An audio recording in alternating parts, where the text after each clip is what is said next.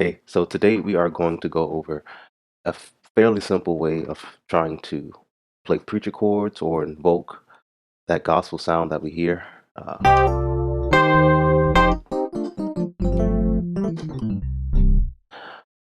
We'll be in the key of C. Normally, the key of C or any major key is major, minor, minor, major, major, minor, diminished, back to major. But when we're backing up a preacher, when we're trying to play some gospel sounds, we utilize different chord qualities over different degrees to give us that sound.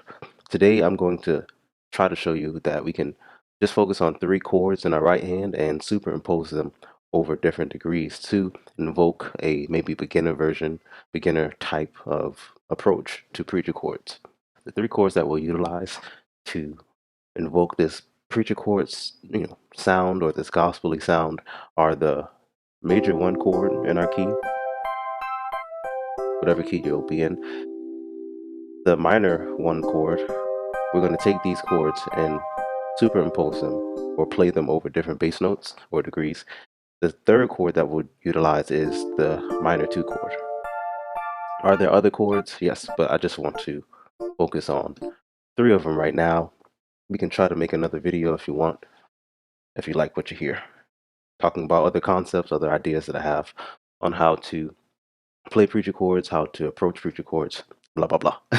So let's talk about the minor one chord. We're able to play that over almost all of the degrees.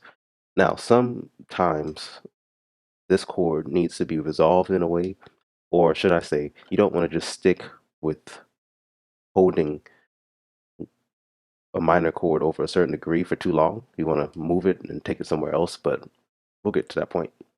So obviously we can play the minor one over the one chord. To give you guys a quick idea, going to the flat three, right, is E flat. We can stick with that minor one chord and it still gives us that gospelly sound. Over the full chord, we stick with the minor one chord over the four and we get that kind of gospel sound. Over the five, still the same thing. So we're superimposing this one chord over different degrees. You can get away with doing it over the six. I don't know too much, but you can get away with it. And over the flat seven, right? It doesn't sound like too much because we're using just one chord, but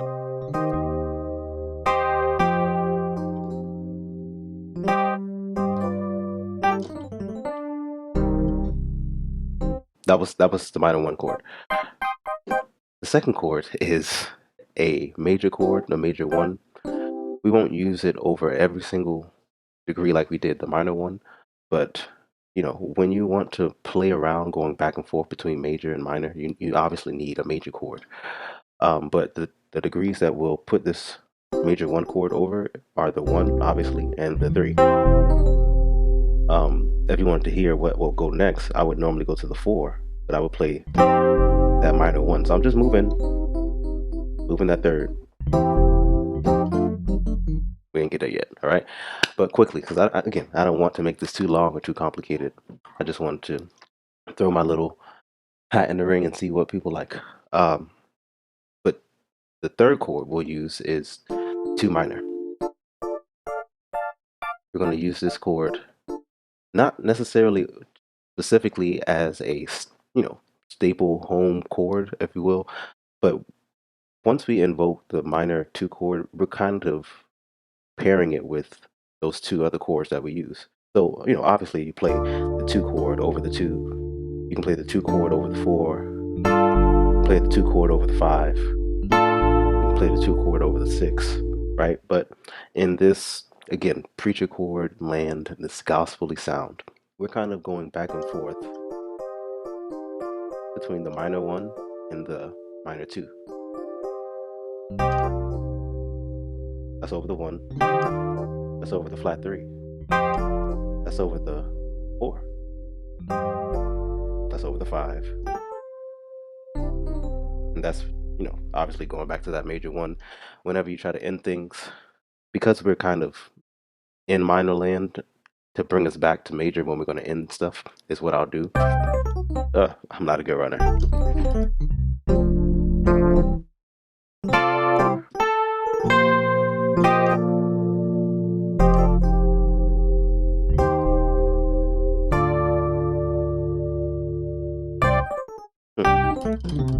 All right.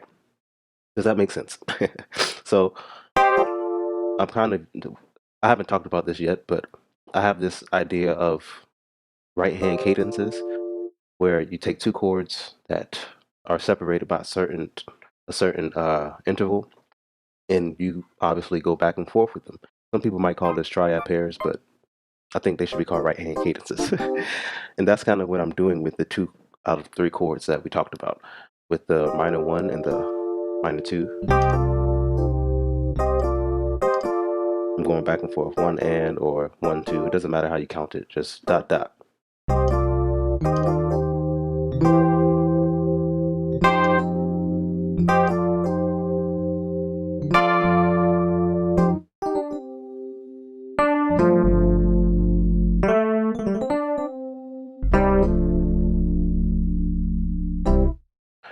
Um, Obviously there are things that you guys are probably screaming at me about, like go to the flat 5. There are things that we can add in later, but I just, again, this is a beginner approach, I believe.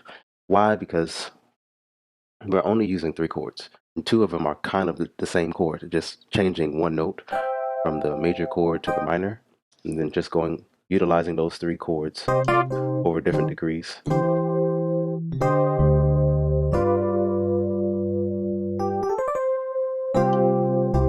And it's not necessarily the only thing you can do, because if you are even attempting preacher chords, you already understand the basis of what we are using, which is the major key. So you already know which chords normally go over those degrees.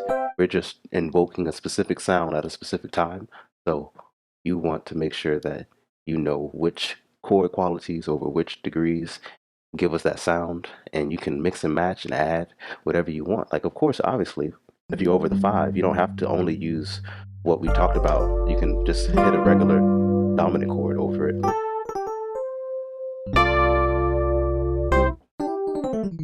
Hey, there you go.